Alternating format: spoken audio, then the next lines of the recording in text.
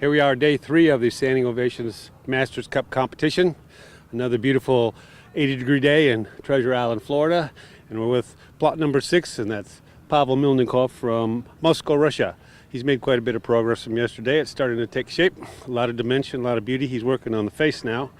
And that, I think that's what Pavel does best, is the movement and the faces. And what's difficult about doing a sculpture, it's a static piece. And be able to capture movement is a real gift, and Pavel is the best in the world at it, I think.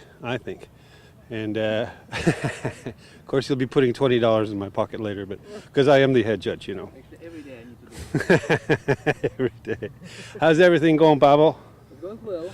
I'm in my process of improvisation. It's quite difficult, and I make piece of paper on the wind, like a and put on the floor. It's like some person fall in love to another one and try to writing a letter to his love, you know. And after that he just don't send it. He decide do not do it and do not send to his love story. That's why he smash it and put on the floor. That's why I try to do in abstraction way, of course, in kind of piece of paper, the kind of story. And I hope I can do it, but I do my best. No, it's great. That's the first time I've heard what you're doing here. I like it a lot. You know, it's easy to crumple a piece of paper, but then try to sculpt that, memorize it, you know. And this is really unique. I've never seen anything like it in sand, and that's really nice to see here. Oh, that's why Pavel's here too, though. So I can't wait to see what it's going to be. It's like I say, it's day 3. We got one more day tomorrow, and most of the day today. So we'll talk with you later, Pavel. Thank you. Thank you, my friend. Yes, this is Fergus Mulvaney from Dublin again. His cube is taking shape here. It's not such a cube anymore. Wow, it's getting quite a bit of dimension and swirling it. How are we doing today, mister? It's all good. All good? Yep. How do you feel about the sand? It's a learning curve. I'm listening to her. She's giving me nice ideas, though. Yeah, But yeah, she's taking looks me beautiful. You on schedule here? Yeah. I'll get this done today, and then Yeah, I'll... it's beautiful. It's really nice. I'll Really have to, nice. Yeah, that's he's got a unique style of his own here.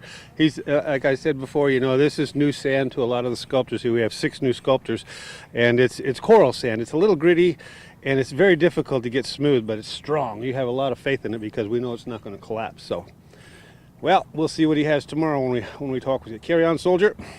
Looking good. Thank you. We're here at plot number 8 with Mr. Petkov from Lithuania. And you know, I was just talking to Fergus about the structure of the sand. It may be a little rough to work with, but the strength of it, if you can imagine that this is just sand, and he's got this cut all the way through. He's cutting these figures inside of here.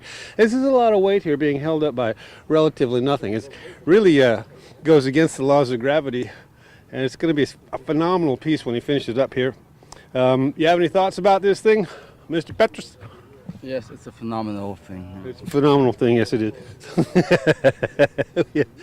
Yeah, he's got a ways to go here. Got probably a full day and a few hours. And he's got a form in the back here. I'm not quite sure what he's going to do in the back, but we'll come back and check in on you. It's going to grow. Okay, good. All right, thank you for your time. We'll see you later. We're here at plot number 9 with Guy from Quebec City. Yes, it's coming to shape now. I understand it now. It's upside down. Not only is it the biggest or tallest piece on the beach, but I see what's happening here. It's an upside down face. I think I see the eyes coming out the nose, the mouth. So very difficult to do this kind of stuff. I was talking about Pavel earlier about putting movement in the piece. Everything you want to be straight, but when you tilt, it's very difficult. And when you do something upside down, it's almost impossible because you have to look at it upside down. So it's going to be a great piece. It's going to be a great piece. It looks like he's busy, so we'll leave him alone here. You have any comments there, Guy? No. Everything okay? Everything's okay, well, yeah. Okay, good. Weather okay? Weather's perfect. Yes, it is. All right. Thank you for your time. Carry on. We're here at plot number 10 with Danny Belcher from St. Louis, Missouri.